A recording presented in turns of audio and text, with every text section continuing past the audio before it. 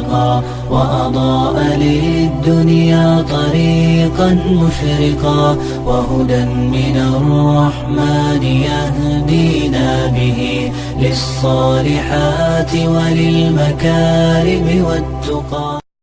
السلام علیکم ورحمۃ اللہ وبرکاتہ.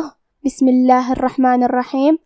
الحمد للہ الذی انزل علی عبده الكتاب ولم يجعل له عوجا والصلاة والسلام علی نبینا محمد وعلى آلہ وصحبہ اجمعین. اما بعد. رب اشرح لی صدری ویسر لی امری واحلل عقدۃ من لسانی یفقہوا قولی. شروع کرتی ہوں اللہ کے نام سے جو بڑا مہربان نہایت رحم کرنے والا ہے. انشاءاللہ آج کے درس نمبر 125 میں سورۃ المزمل آیت نمبر 10 سے آیت نمبر 13 تک کی شرح اور ترجمہ سماعت فرمائیں گے. تو شروع کرتے ہیں.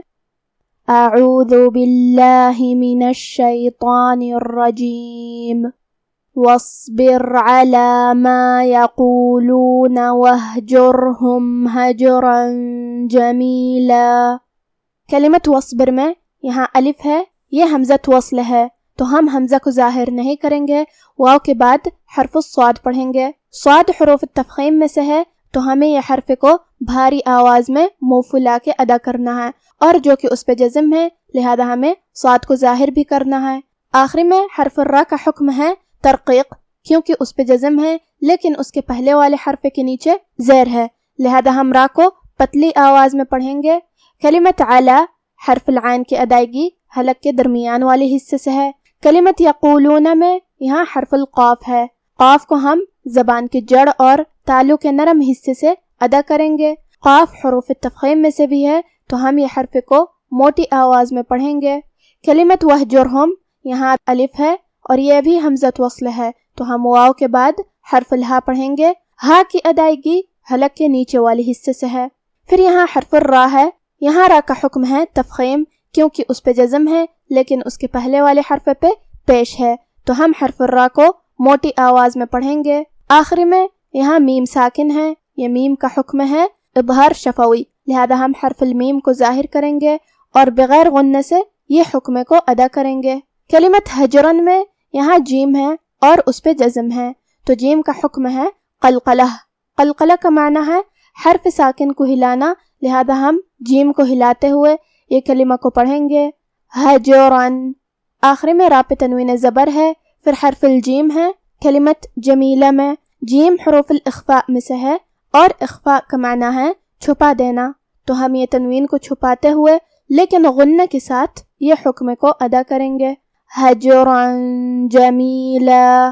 کلمت جمیلہ کے آخری میں لام پہ تنوین زبر ہے.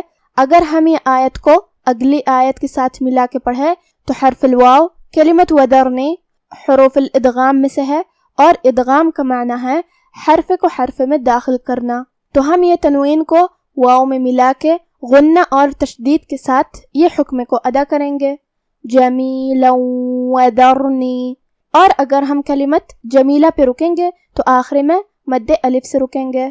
واصبر على ما يقولون واهجرهم هجرا جميلا وذرني والمكذبين أولي النعمة ومهلهم قليلا. کلمت وذرنی میں حرف الدال ہے. دال کی ادائیگی زبان کے سر اور اوپر والے دانتوں کے اندرونی کناروں سے ہے. پھر حرف الراء ہے. یہاں را کا حکم ہے تفخیم تو ہم را کو موٹی آواز میں پڑھیں گے. کلمت المکذبین میں یہاں حرف الدال ہے اور اس پہ تشدید ہے کیونکہ تشدید کی اصلیت 2 حرف ہے لہذا ہم 2 حرف کے برابر حرف الدال کو پڑھیں گے. کلمت اولی میں یہاں واو ہے لیکن ہم واو کو ظاہر نہیں کریں گے، الف کو پیش سے پڑھیں گے پھر حرف اللام پڑھیں گے اولی النعمتی. کلمت النعمہ میں یہاں نون پہ تشدید ہے زبر کا لہذا ہمیں 2 حرف کے برابر نون کو پڑھنا ہے اور اسے زبر سے پڑھیں گے. حرف العین پہ جزم ہے تو ہم عین کو ظاہر کریں گے. کلمت مہلہم یہاں بھی ہا پہ تشدید ہے تو ہمیں 2 حرف کے برابر ہا کو پڑھنا ہے. کلمت قلیلہ میں قاف کو ہم موٹی آواز میں پڑھیں گے. آخری میں لام پہ تنوین زبر ہے. ہم یہ آیت کو اگلی آیت کے ساتھ ملا کے پڑھے تو حرف الالف کلمت ان حروف الابہار میں سے ہے، اور ابہار کا معنی ہے ظاہر کرنا، اور کیونکہ تنوین کی اصلیت نون ساکن ہے تو ہم یہاں تنوین ظاہر کریں گے اور اسے نون ساکن پڑھیں گے اور بغیر غنہ سے یہ حکم کو ادا کریں گے، قلیلا ان، اور ہم کلمت قلیلہ پہ رکیں گے تو اس پہ مد الف سے رکیں گے، وَذَرْنِي وَالْمُكَذِّبِينَ أُولِي النَّعْمَةِ وَمَهِّلْهُمْ قَلِيلًا إِنَّ لَدَيْنَا أَنْكَالًا وَجَحِيمًا۔ کلمت ان میں نون کو ہم 2 حرف کے برابر پڑھیں گے کیونکہ اس پہ تشدید ہے۔ کلمت لدینا کے آخر میں الف پہ مد کا علامہ ہے تو یہاں مد جائز منفصل ہے۔ مد جائز منفصل کا معنی ہے کہ حرف المد پہلے کلمہ کے آخری میں ہو اور اس کی وجہ جو کہ حمزہ ہے وہ دوسرے کلمہ کے شروعات میں آئے۔ ہم اس مد میں اپنی آواز 2 سے 4 مد کے برابر لمبی کریں گے۔ کلمت انکالن میں یہاں نون ساکن ہے، پھر حرف الکاف آتا ہے، کاف حروف الاخفاء میں سے ہے تو ہم یہ حکم کو غنہ کے ساتھ ادا کریں گے، انکالن، آخری میں لام پہ تنوین زبر ہے، پھر حرف الواو ہے تو یہاں حکم ہے ادغام، ہم یہ حکم کو غنہ اور تشدید کے ساتھ ادا کریں گے، انکالا وجحیما۔